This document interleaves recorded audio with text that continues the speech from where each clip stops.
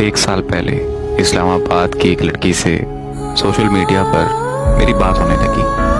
वो बहुत ही ज़्यादा तन्हा और दुखी थी क्योंकि वो जिससे मोहब्बत करती थी वो उसे धोखा देकर किसी और का हो चुका है। शायद कि उस वक्त उसे किसी के सहारे की ज़रूरत थी, इसीलिए वो मुझसे अपना दुख दर्द शेयर करने लगी।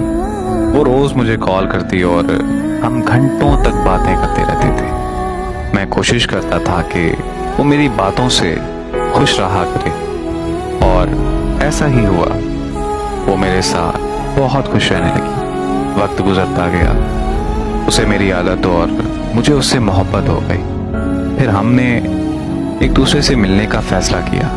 वो मुझसे मिलने के लिए इस्लामाबाद से लाहौर आ गई। लाहौर में हमने एक साथ बहुत अच्छा वक्त गुजारा और फिर 2 दिन बाद वो वापस इस्लामाबाद चले गई। उसके वापस चले जाने के बाद हमें लड़ाइयाँ शुरू हो गई। लड़ाइयों की वजह उसका गुजरा हुआ कल था, क्योंकि उसे लगने लगा था कि मैं भी उस शख्स जैसा इंसान हूँ जिसे उसने धोखा दिया था। मैंने उसे बहुत समझाने की कोशिश की कि हर इंसान एक जैसा नहीं होता, लेकिन वो मेरी बात मानने को तैयार ही नहीं थी। और वो मुझे हर बात पर यही ताने देती थी कि तुम भी उसी जैसे हो। मुझे उसके ये अल्फाज बहुत ज़्यादा तकलीफ देते थे, लेकिन मैं बर्दाश्त कर जाता था क्योंकि मुझे उससे बेपनाह मोहब्बत थी। हमारा दिन ब दिन ताल्लुक़ ख़राब होता जा रहा था। मेरे मसरूफ़ होने पर वो मुझसे लड़ाई करती थी।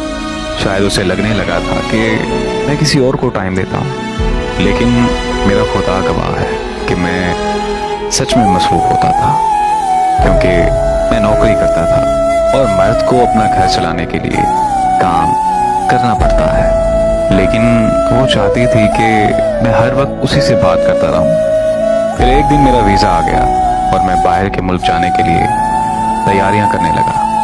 जब उसे ये बात पता चली तो उसने मुझे जाने से रोक दिया और उसने मुझे इस बात का यकीन दिलाया कि अब वो मुझसे लड़ाई नहीं करेगी।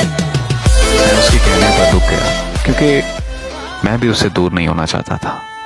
फिर हम में सब कुछ ठीक चलने लगा और ऐसा लगने लगा कि बहुत जल्द हम एक हो जाएंगे।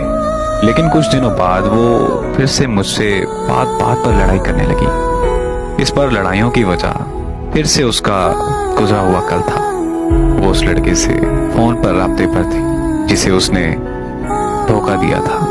वो लड़का किसी और से शादी करने जा रहा था, लेकिन फिर भी वो उससे राब्ते में थी। जब ये सब मुझे पता चला तो मैंने उसे कुछ नहीं कहा, क्योंकि मैं भी 6 साल पहले ऐसे ही वक्त गुजार चुका हूँ। इसीलिए मैंने उससे कोई सवाल नहीं किया और बस खामोश रहा। और फिर जिस दिन उस लड़के की शादी थी, उसी दिन उस लड़की ने किसी और के धोखे का बदला मुझसे ले लिया। उसने मुझे हमेशा हमेशा के लिए छोड़ दिया। मैं खामोश होने के अलावा कुछ नहीं कर सका। अब वो किसी और के और मैं उसके हिजर में जिंदगी काट रहा हूँ।